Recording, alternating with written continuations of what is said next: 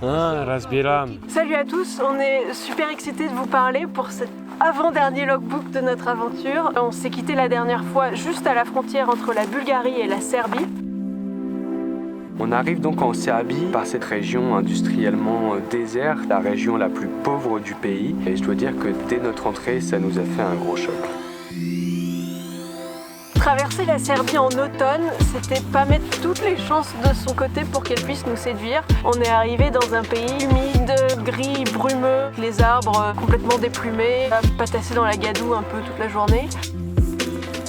On prend les choses comme elles viennent. Quand on traverse l'Europe pendant 2 ans, on peut pas être toujours au meilleur endroit, au meilleur moment, donc on fait en sorte d'en tirer le meilleur parti quoi qu'il arrive. On est un peu arrivé en Serbie à la même saison. On est arrivé 1 an auparavant en Croatie. Curieusement, la même atmosphère, les mêmes problèmes en fait qu'on rencontrait avec les gens. Au moins 2 fois par jour, on nous a demandé si on était des migrants. L'accueil a été minime, une sorte de peur qu'on peut sentir. On a fait une très très belle rencontre, Vladimir et ses parents. On traversait ces villages vraiment abandonnés, plus d'avis de décès sur les maisons qu'on rencontrait de personnes. On arrive devant cette maison qu'on pensait vide et tout d'un coup il y a 5 ou 6 oies qui nous caquettent dessus, qui annoncent notre arrivée. Les gens arrivent, on échange 3 mots, on leur demande de l'eau. Ils nous disent bah oui on a de l'eau évidemment mais vous avez pas faim. Ils nous invitent à rentrer.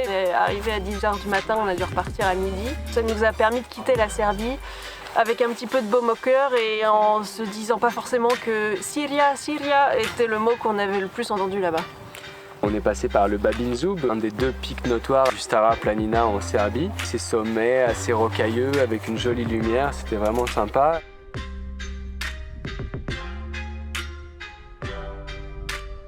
On a filé sur le lac de Zavojsko, un lac artificiel. Des gens fabriquent toutes sortes de maisons et d'engins flottants. C'était assez sympa, si ce n'est qu'il n'y avait pas grand monde. On est aussi passé par Slavinia et son canyon avec des formations géologiques vraiment particulières. Ces pierres érodées en strate, vraiment un endroit spécial. On n'avait jamais vu de trucs comme ça pendant le voyage. Et puis le Vodopad Bigar, une source dans un endroit particulièrement vert avec énormément de gros lichens et de mousse partout, des strates de calcaire qui se forment un petit peu au-dessus des pierres. On sent qu'il n'y a pas beaucoup de gens qui passent dans le coin. Voilà un petit peu ce qu'on peut vous dire de notre expérience en Serbie. Après ça, on a réattaqué notre parcours en Bulgarie par un endroit vraiment très spécial. Ça s'appelle Belogradchik. À côté du village de Belogradchik se trouvent des formations rocheuses incroyables, monumentales. Au milieu de ces formations, une vieille forteresse. L'avantage de visiter cet endroit à l'automne, c'est qu'on était vraiment tout seul. On a pu serpenter entre les rochers, grimper, visiter la forteresse. C'était vraiment un endroit sublime, ce genre d'endroit dont on comprend pas pourquoi ils sont pas au patrimoine de l'UNESCO ou en tout cas plus protégés qu'ils ne le sont. Belogradchik, c'est aussi pour nous la porte d'entrée sur le Stara Planina, donc la montagne du Grand Balkan. Cette fameuse chaîne de montagnes qui a donné son nom à toute la péninsule des Balkans. La chaîne commence donc à l'est de la Serbie pour terminer au niveau du Cap Emine qui se trouve en Bulgarie sur la mer Noire. Le Grand Balkan, c'est aussi le Com Emine, un sentier historique de longue distance qui parcourt toute la chaîne d'ouest en est, qui traditionnellement ne se parcourt que dans ce sens-là. Il nous a beaucoup mis en garde pour sa météo très capricieuse, donc ces vents extrêmes, mais aussi les températures très froides, puisque c'est là que s'arrête un petit peu l'air qui descend de la Russie, de l'Ukraine, et vient taper ce mur de plein fouet.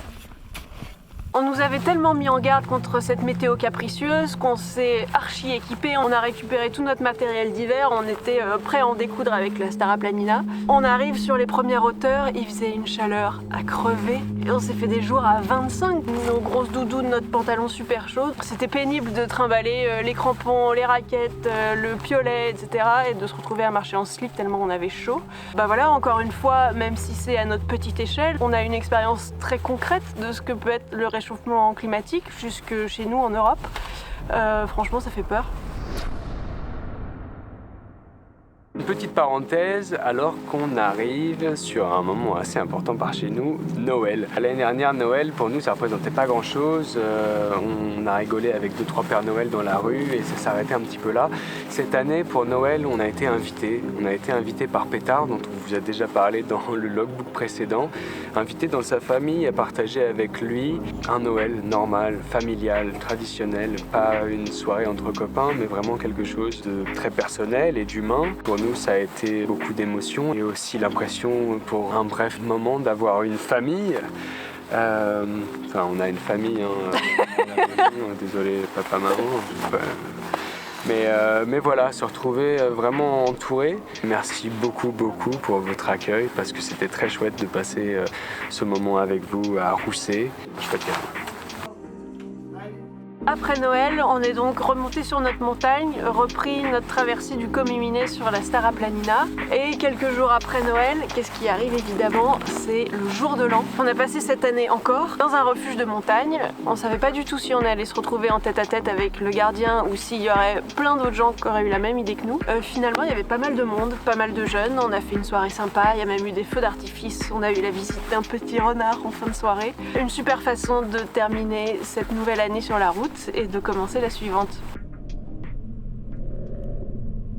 C'est là aussi que la neige commence sur les Comiminé, 60-70 cm de neige par endroit. Ça change vraiment la donne. Il a fallu se réadapter justement à ce nouvel environnement, se refaire à la neige, les chaussures mouillées, les campings un petit peu froids, tout ça.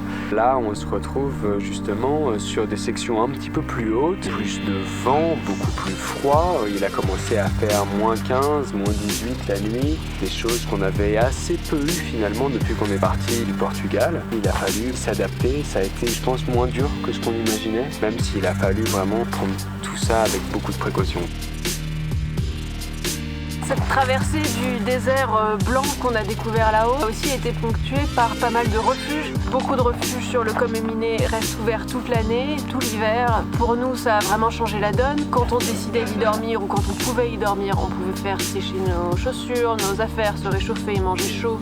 Assis à l'intérieur, à côté d'un poêle, rien que ça change la vie quoi. Entre 2 journées passées à moins 18 dans le brouillard et le vent, si on peut avoir un petit coup de chaleur et de chaleur humaine, ça rebooste pour les journées suivantes. Évidemment des refuges assez sommaires, des conditions difficiles. Les sections elles sont vraiment plus hautes, c'est les sections les plus hautes du Stara Planina. On arrive sur des pics comme en Baritsa, mais aussi le Botev est difficile, moins 20 degrés, 2350 mètres d'altitude. La neige était parfois dure, mais parfois très molle, avec une croûte, puis ensuite des trous. Enfin bon, bref, il y avait un petit peu de tout. En arrivant au sommet du Botev, c'est cette tour radio, des stations météo, des mecs qui vivent là quasiment à l'année. Je sais pas comment ils font parce que ça doit vraiment pas être facile de vivre là. Puis voilà, ce sentiment d'être complètement isolé. On a continué à faire notre chemin vers le Triglav et d'autres pics du Stara Planina avant de commencer doucement à redescendre. C'est là qu'on a retrouvé notre invité suivant. Ils sont pas nombreux les courageux à vouloir nous rejoindre en hiver dans la neige en montagne. Mais il y en a quelques-uns et je vais le laisser se présenter. Živijo, je suis Alexander and that's the international part of my speech. I come from Slovenia. One day I was watching Instagram and I noticed these 2 crazy guys crossing the whole Europe trying to connect people and trying to do something special. In the back of my mind I thought maybe I can join them but not sure. And here we are after 8 days. And I can say that it's a life-changing experience. The introduction to this journey was really, really good. I was expecting something hard, like doing push-ups, preparing for the hike, but no, they put me in the sauna. But then, the next morning, we started walking. It was really, really hard. This was my first experience in the snow. We step in this place and Neil is telling me that no, there is going to be no snow, maybe just 20 centimeters. And we go like, snow was up to my knees. It was really, really hard. You take a look around, traces of wild animals around you. You could hear them. You get closer to the nature, and this is something that you cannot really describe. You have to live it to understand it. Really a good experience. Je sais pas si c'est la chance, mais avec Alex, on a fait beaucoup plus de rencontres que pendant les sections précédentes sur le Stara Planina. On a rencontré vraiment des gens adorables. Je pense en particulier à Tatiana et son mari qui tiennent le refuge au pied de Buzulja, avec qui on a passé 2 soirées vraiment exceptionnelles.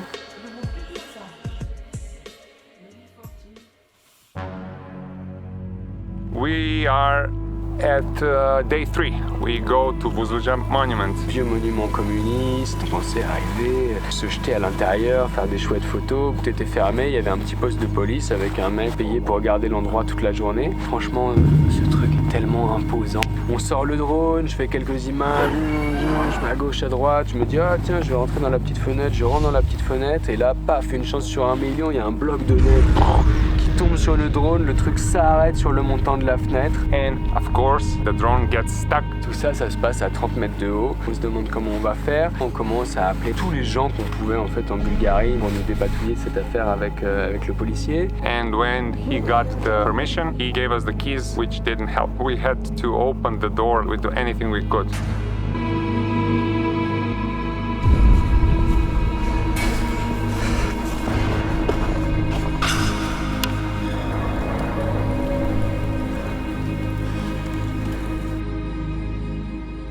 Et on a réussi à récupérer ce drone avant de retourner dans ce refuge. L'accueil a été encore plus dingue que le premier soir. On s'est bien marré ensemble. Puis surtout, on a vraiment très bien mangé.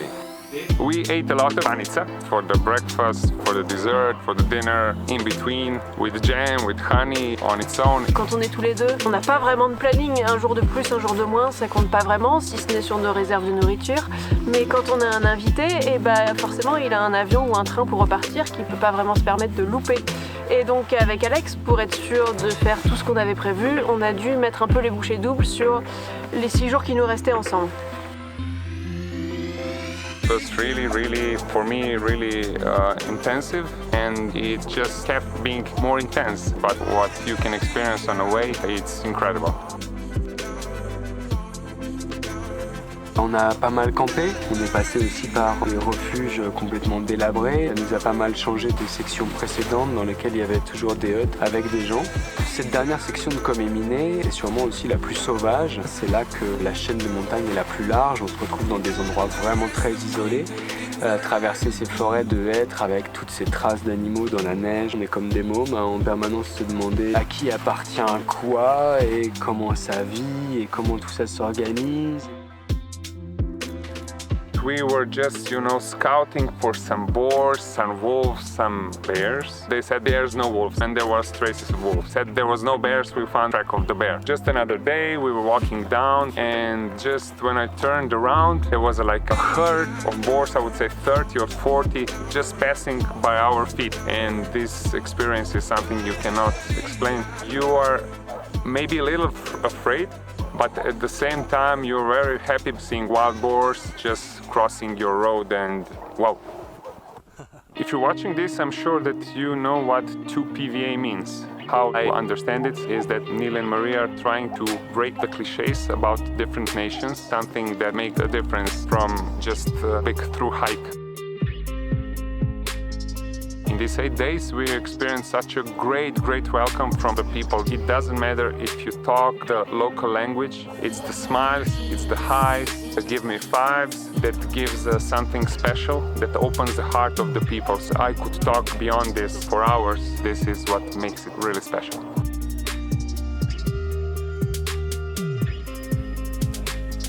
Avoir un Slovène avec nous, c'était très chouette finalement parce que c'est un des pays qu'on a croisé. Mais c'était aussi l'opportunité d'avoir avec nous quelqu'un qui parle une langue avec laquelle il allait beaucoup mieux pouvoir se démerder avec nous. Ça a été le cas et que la langue, ça compte énormément. Le regard et les sourires, même s'ils sont super importants, ne sont pas les seuls outils avec lesquels on peut ouvrir des conversations. Da.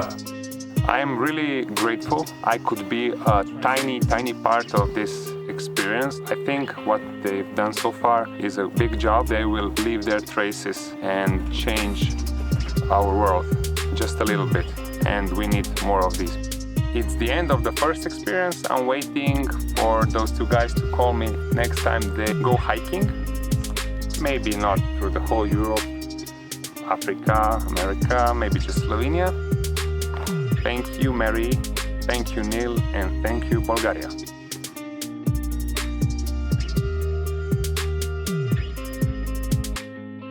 Petit à petit, on est descendu en altitude et aujourd'hui, on se retrouve dans cet endroit qui ressemble à une sorte de désert américain. On espère que les montagnes du Grand Balkan vous ont plu autant qu'elles nous ont plu. Ça a été une grosse surprise de notre côté, beaucoup de satisfaction, même si aujourd'hui, on est très content d'en descendre.